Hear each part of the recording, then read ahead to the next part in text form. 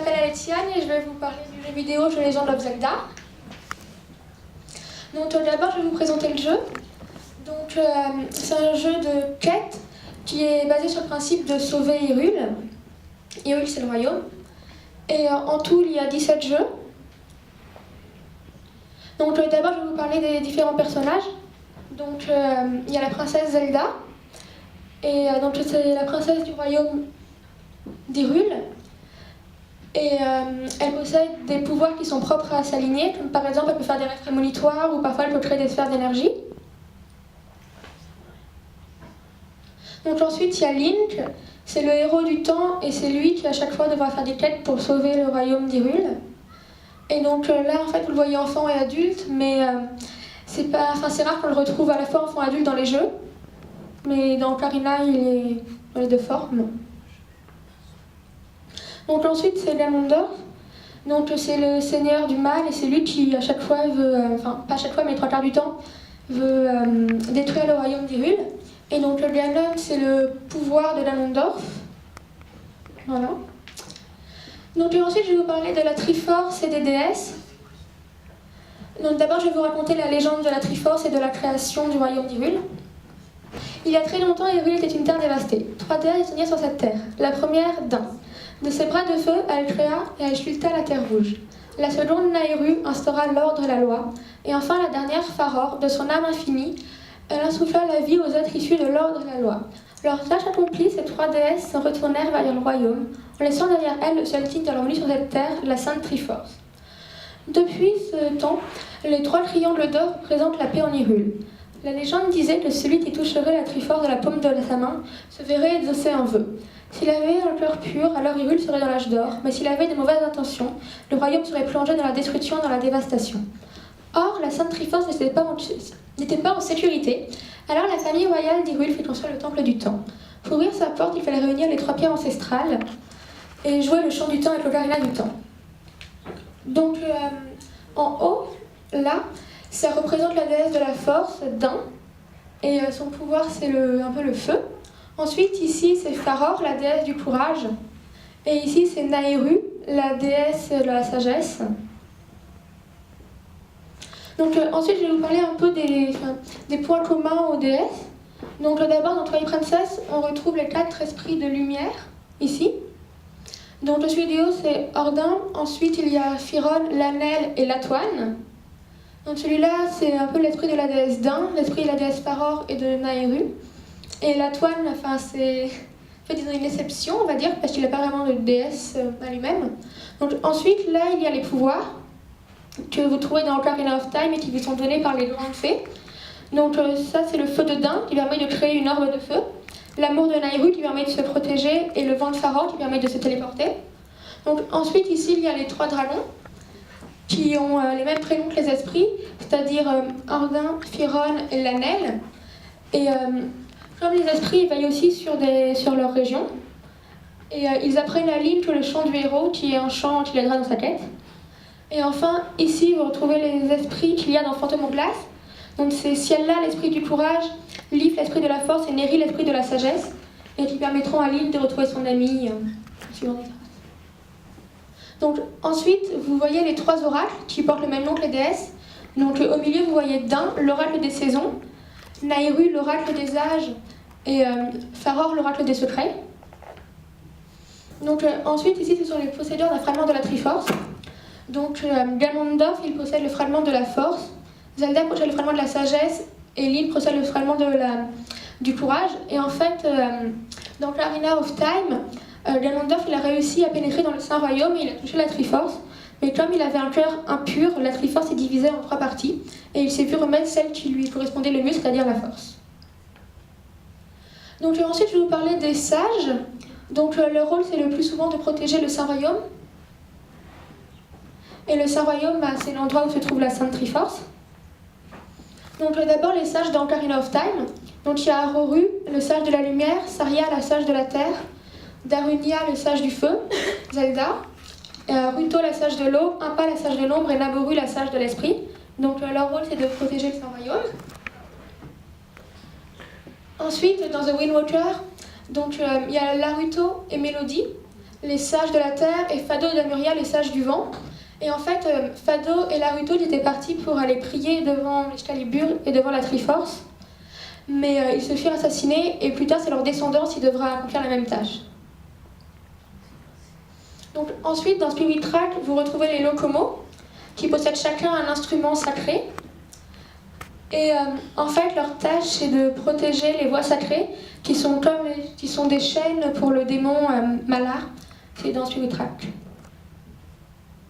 Donc, ensuite, il y a dans Twilight Princess, il y a ces sages-là, on reconnaît les mêmes symboles que ceux d'Ocarina of Time ici. Et ils protègent le miroir des ombres, je reviendrai dessus plus tard. Donc, ensuite, il y a dans Link Between Worlds, donc il y a Julie, Asphar, Orlen, Zelda, Céleste, Impa, Rosso et Aeline. Et en fait, ils ont été transformés en tableau par quelqu'un qui s'appelle Yuga. Et donc c'est un démon. Et il protège aussi le Saint-Royaume, et c'est la descendance des sages d'Ocarina of Time. Donc ensuite, je vais vous parler des différents peuples qui habitent à Hyrule. Enfin, je vais parler de ceux d'Ocarina of Time et de l'histoire de Twilight Princess. Donc d'abord, il y a les Iliens, qui sont... Donc là, c'est le sceau de la famille royale. Ensuite, les Iliens sont reconnaissables à leurs oreilles pointues, semblables à celles des elfes. Donc ici, vous voyez la princesse Zelda et son père, le roi Dafneno à Hyrule, et ici la citadelle où résident les Iliens. Donc ensuite, c'est le Kochiri, c'est le peuple de la forêt. Saria, la sage de la forêt, c'est une Kochiri. Et ils restent enfants toute leur vie. Ils sont protégés par le vénérable Armemojo. Donc ils possèdent une des 3 pierres ancestrales, l'émeraude Kochiri, et là c'est leur symbole. Et en fait, ici, vous voyez les bois perdus, et les Iliens, quand ils viennent dans les bois perdus, en fait, ils se transforment soit en Stultides, si c'est des enfants, soit en Salfos, si c'est des adultes. Page 10. Donc ensuite, c'est les Gorons, le peuple du feu, qui sont semblables à de la roche. Darunia, c'est le sage du feu, c'est le chef des Gorons. Donc ici, vous voyez le rubis Goron, qui est la 2e pierre ancestrale et le symbole des Gorons. Et puis ici, vous voyez le village de Ron d'Ocarina of Time. Donc ensuite, c'est les Zora. Donc là, vous voyez le saphir Zora et la marque des Zora. La princesse Ruto, la sage de l'eau, c'est Imael Zora. Et son père, c'est le roi Dobon XVI. Donc les Zora sont reconnaissables à leur nageoire et à leurs pieds palmés. Donc ici, vous voyez 2 domaines Zora différents, celui d'Ocarina of Time et de Twilight Princess. Donc les Shekas, c'est le peuple de l'ombre. On ne sait pas beaucoup de choses sur eux. Mais à propos du symbole, en fait, au départ, il n'y avait que l'œil. Et suite à une trahison de la part de la famille royale d'Hyrule, ils rajoutèrent la larme. Donc ici, vous voyez la nourrice de Zelda et la sage de l'ombre. Et ici, en fait, Sheik, qui n'est autre que Zelda déguisée pour échapper à Ganondorf. Donc ensuite, c'est les Gerudo. Alors, Ganondorf, c'est le seigneur des Gerudo. Et en fait, il y a un seul homme tous les 100 ans qui est destiné à devenir le chef des Gerudo. Donc Naboru, c'est la sage de l'esprit et c'est la chef des Gerudo. Mais en fait, elle n'était pas d'accord avec les principes trop barbares de Ganondorf. Et ici, vous voyez Kum et Kotat, qui sont les mères spirituelles de Ganondorf. Et en fait, secrètement, c'est elles qui sont considérées comme les vrais chefs des Gerudo. Et là, vous voyez Kum et Kotat fusionnés. Donc ici, c'est la forteresse Gerudo, là le symbole. Et les Gerudo habitent dans le désert et ce sont des voleuses. Donc, alors là, je vais vous parler des Twili, des Crépusculiens, le peuple de Twilight Princess. Je vais vous raconter leur histoire. Donc, à la base, en fait, il y a très longtemps, des sorciers maîtrisant la magie des ombres voulurent s'emparer de la Sainte Triforce. Mais les dieux descendirent sur terre et demandèrent aux esprits de lumière de les arrêter. Donc, ils scellèrent leur magie sous la forme de cristaux d'ombre et ils les envoyèrent dans le palais du crépuscule via le miroir des ombres. Donc, bien des années plus tard, Ganondorf vint se faire juger par les sages protégeant le miroir des ombres, mais il devait être exécuté. Or, comme il possédait la Sainte Triforce, il ne put être tué, alors il fut envoyé dans le palais du crépuscule. Or, en ces temps-là, c'était Midona qui gouvernait ce lieu, et Xanto, en fait, lui enviait sa place, et Ganondorf lui conféra les pouvoirs nécessaires pour lui prendre justement sa place, et il la transforma en monstre. Alors celle-ci partit à la recherche de Link, qui là est en loup, car quand il entre dans le crépuscule, il se transforme en loup. Donc elle partit à sa recherche, et ensemble, ils réussirent à vaincre Xanto et à tuer Ganondorf. Donc ici, vous voyez un des acteurs du crépuscule, qui sont reconnaissables à leurs yeux rouges, à leur peau blanche et noire et au symbole bleuté. Donc ensuite, je vais vous parler de A Link Between Worlds et de Skyward Sword. Donc d'abord, j'ai commencé par A Link Between Worlds. Alors dans Link Between Worlds, vous retrouvez 2 royaumes. L'Hyrule qui est contrôlé par la princesse Hilda et Hyrule qui est gouverné par la princesse Zelda. Donc en fait, avant il y avait aussi une Triforce en Hyrule, mais comme elle attirait trop de convoitises, la famille royale décida de la briser. C'est alors que le royaume se dégrada. Et lorsqu'Hilda apprit l'existence de la Triforce Hylienne, elle décida de la voler. Et donc elle décida de faire appel au sorcier Yuga, qui transforma justement les sages en tableaux, et qui transforma aussi Zelda. Et donc Link réussit à les sauver. Et en fait, Yuga décidait d'avoir la Triforce que c'est pour ses propres intentions. Donc ici, vous voyez Yuga avec la Triforce de la Force et de la Sagesse. Et donc à la fin, en fait, Lavio, qui est le héros de l'Hyrule, réussit à raisonner Hilda pour que celle-ci laisse Hyrule en paix. Et ensuite, Zelda et Link retournèrent dans leur royaume et ils allèrent toucher la Sainte Triforce en faisant le vœu que l'Hyrule retrouve sa beauté d'antan. Donc ensuite, je vais vous parler de Skyward Sword. Alors, donc, après que les 3 déesses finirent Hyrule, elles virent que c'était pas un royaume pour eux, donc elles la confièrent à la déesse blanche, la déesse Hylia. Or, des démons, donc l'avatar du néant, voulut s'emparer de la Triforce. Alors la déesse Hylia décida d'envoyer le royaume dans les cieux en utilisant la force de la Sainte Triforce. Or, cette force ne peut être utilisée par les déesses, donc elle décida de prendre une enveloppe humaine pour pouvoir toucher la Triforce et envoyer la Terre dans les cieux, ce qui serait ensuite Céleste-Dour. Donc un jour, lors de la chevauchée céleste, une cérémonie qui permet de devenir chevalier, Zelda se fit enlever par une tornade.